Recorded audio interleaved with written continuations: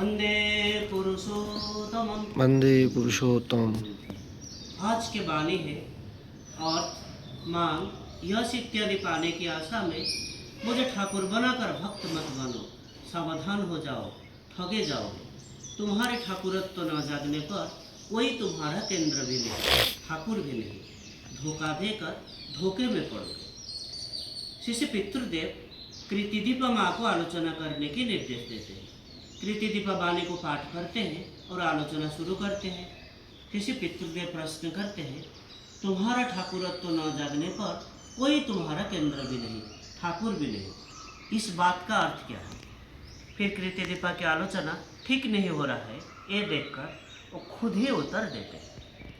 इसका मतलब मैं श्री श्री ठाकुर के अनुशासनवाद को अगर मान के नहीं चलता हूँ तो फिर उनको धोखा दिया, और धोखा देकर अगर मैं उनको ठाकुर कहता हूँ तो फिर उनको मानना नहीं हुआ, धोखा दिया, उनकी बात को मान के नहीं चला, और इसकी वजह से मेरे अंदर ठाकुरत्व तो नहीं जगा।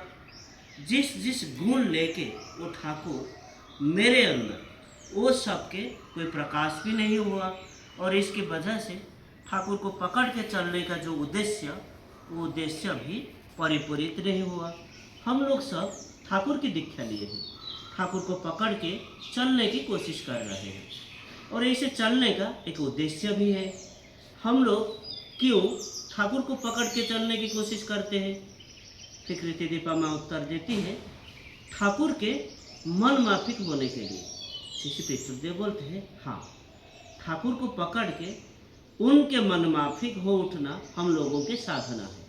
हम लोग ठाकुर के दीक्षा लिए हैं, दीक्षा लेके अगर उनके अनुशासनवाद को ठीक ठीक मान के नहीं चलते हैं तो ये समझना होगा मैं उनको धोखा दिया, और उसका फल मुझे भी मिलेगा।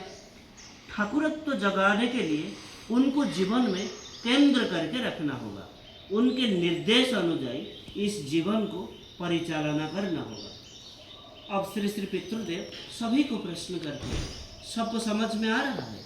छोटे बड़े उपस्थित सारे लोग सम्मति सूचक सर हिलाते हैं। फिर वो परम दया शिशि ठाकुर के दूसरे ग्रंथ की पाठ करने के लिए निर्देश देते हैं। तो आज के लिए इतना ही। ये घटना इष्ट प्रसंगे 3 अप्रैल 1979 से लिया गया है। आज के लिए इतना ही। वंदे पुरुषोत्तम। वंदे पुरुषोत्तम। जय जय गुरु।